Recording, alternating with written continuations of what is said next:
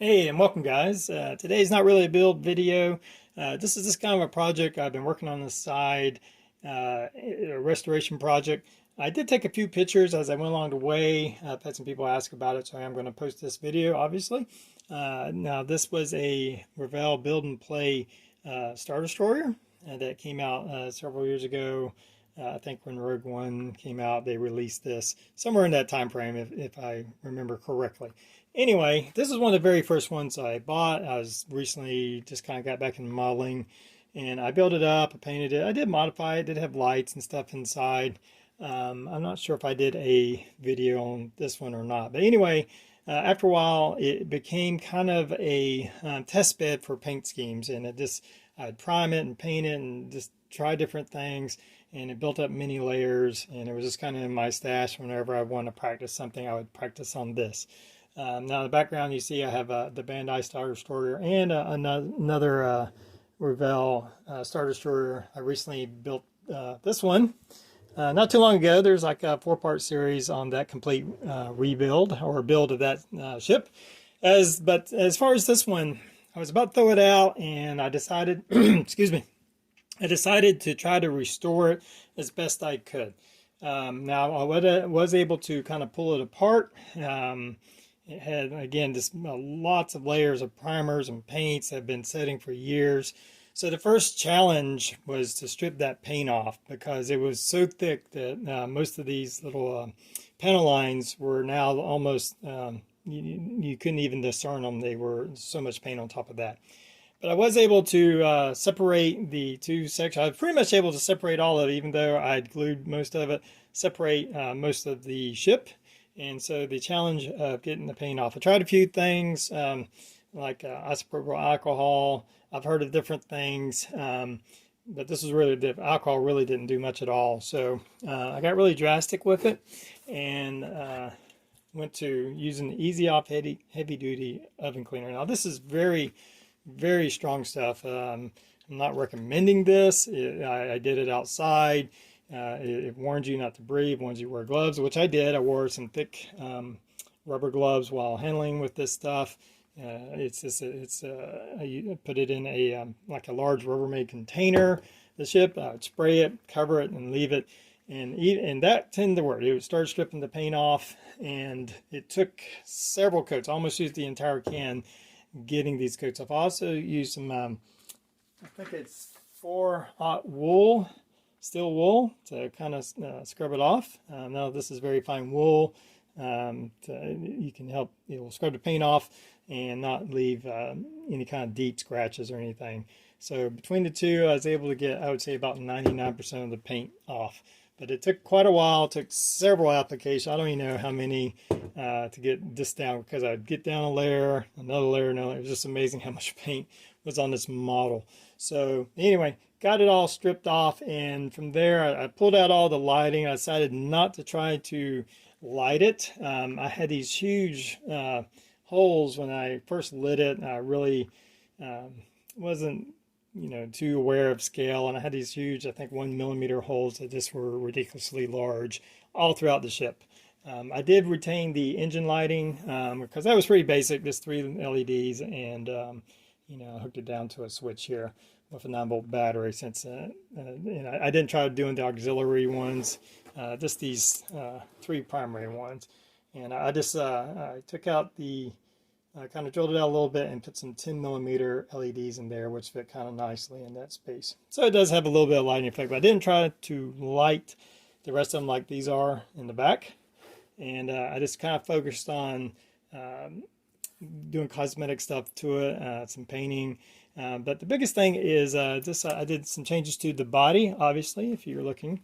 Now the biggest thing is the trench area. Now on the Revell Build and Play Starship, this is just way narrow on the ship, on the model kit, and to me it just doesn't reflect the Star Destroyer. Now I did widen this one a bit. I probably doubled it in size, but even then, I kind of was like, it just wasn't quite looking right to me. And maybe I'm wrong. This is just purely by my looks on it. But with this one, I decided to go even bigger. So I took some sheet styrene, cut it out. I forget the what size I went to. I know it was less than half an inch, obviously, and put it in there. And then I found these Greebly strips on Thingiverse, and I printed out several of those to kind of give it this little detail. And it took quite a bit of sanding and fidgeting to get all that, especially in these corners. You had to kind of fill it in and glued it in. And so that covered most of the holes in here. And up on the tier section and the bridge, there was these huge holes. I ended up puttying those and just filling them in. And in the process, kind of lost a little bit of the detail on this bridge section and also on the sides. So, but I did also print out, also on Thingiverse is someone, I forgot this, I'll see if I can tag it on the video, but there's a file that has these guns for the Imperial One class Star Destroyer and also the deflector domes that are much more detailed than what comes with the kit.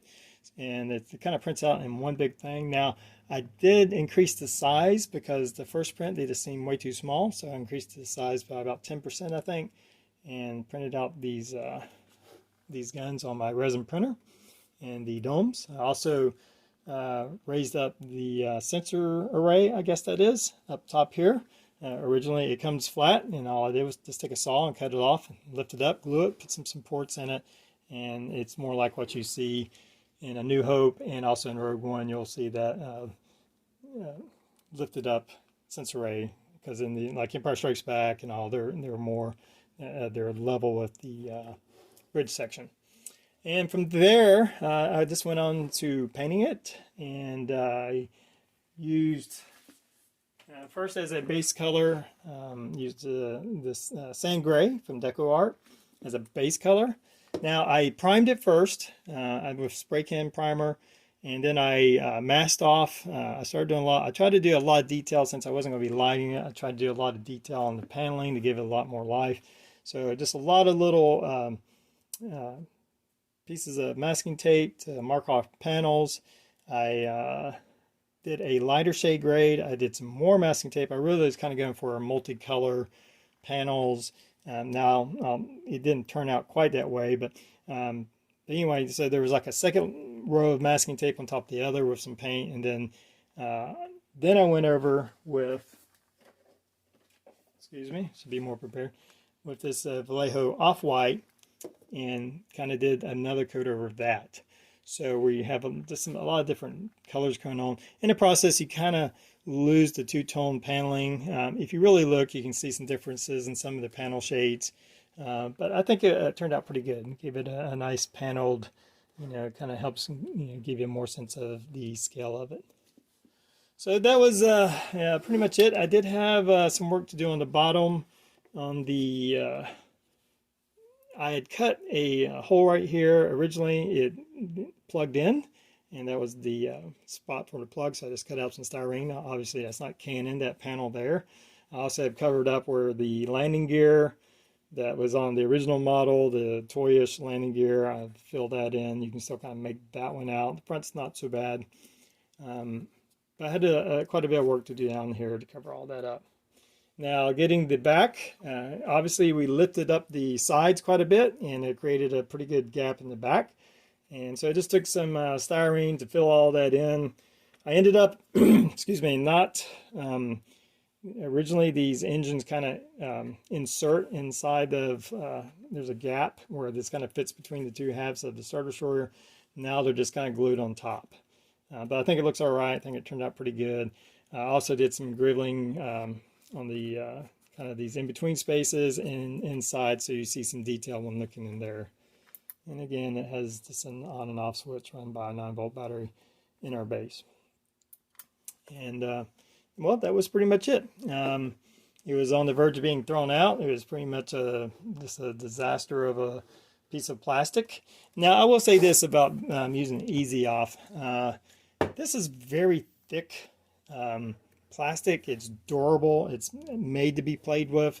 I don't know if I would use this on, like, say, a Bandai model, or to me, or one of those kits where they tend to use a little bit more delicate. This is very harsh chemicals, but it didn't do anything to this. This came out fine.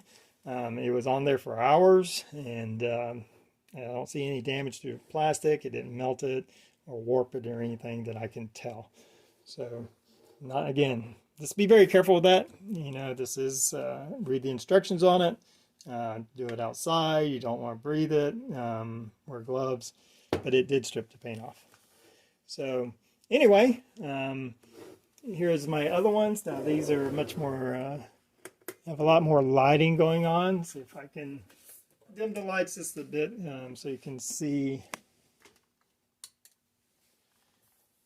Again, if you want to watch out in the build, I have a 4-part build that I did, I think last year on this. But this one just has much more lighting on it, and pretty happy with this. This one even has the blockade runner in the landing bay that I 3D printed out. As for the Bandai kit, it's probably the most accurate of the three, as Bandai usually are. Move this up here. That's why we're making comparisons. So you can see a size difference. This is a much more expensive kit. I think it's even gotten a lot more expensive lately. I got it when it first came out, and I still think I paid $75, $80 for the non-lit version, which I did my own lighting on. So it's very detailed. It's very nice, but it also is quite small, as you can see. It's just compared to the size. But it is very nice, and I'm glad to have it in my collection. So anyway, that's my restoration of this old kit. Hope you've enjoyed the video. Sorry I didn't show more or do more video as I was doing. Again, it was just kind of a side project. I wasn't even sure if it was going to work out. But now that it's done, I think it's made for a nice little display. And so hope you've enjoyed the video.